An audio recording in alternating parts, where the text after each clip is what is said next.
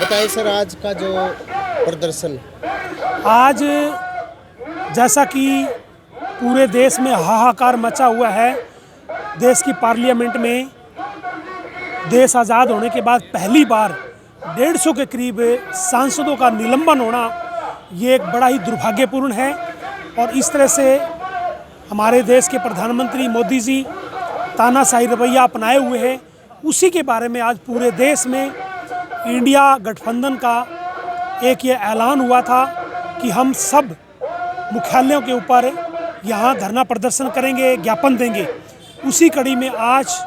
यहाँ इंडिया गठबंधन के सभी लोग यहाँ धरना प्रदर्शन कर रहे हैं। और जिस तरह से आज देश के हालात बने हुए हैं, बड़ी ही दुर्भाग्यपूर्ण बात है कि जो विषय था, निलंबन करने का विषय था कि जो युवा पार्लियामेंट में जाकर के उन्होंने एक आह्वान किया था कि देश में लोकतंत्र खतरे में है, बेरोजगारी चरम सीमा पर है, हम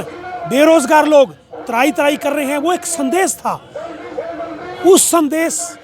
को देने का सरदार भगत सिंह जी ने देश की आज़ादी से पहले जो आह्वान किया था, उसी कड़ी में उन्होंने पार्लियामेंट में किसी तरह का नुकसान ना पहुंचाने के लिए केवल देश को एक संदेश दिया था, पार्लियामेंट को संदेश दिया था। फिर भी उनको किस तरह से एक आतंकवादी घोषित करने के लिए सरकार लालायित है। यूएपीए के तहत उनको अंदर कर दिया गया है, बार बार उनका रिमांड लिया जा रहा है जिस तरह की वो आतंकवादी थे, जबकि ये प्रूव हो चुका है भी उनका किसी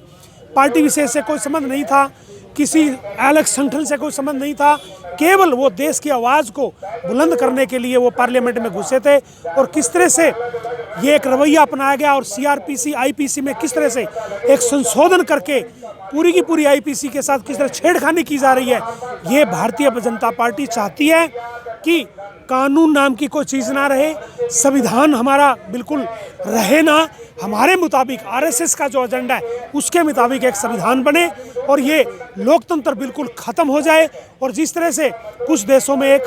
जो कि प्रजातंत्र नाम की चीज़ नहीं है, उसी तरह इस देश को बनाने की एक ये प्लान किस तरह का एक लोगों को ये उसी लाइन पे लाने के लिए काम कर रहे हैं, उसी का उदाहरण ये था कि 150 से करीब जो सांसद जो निलंबित किए हैं वो इसी का एक उदाहरण है।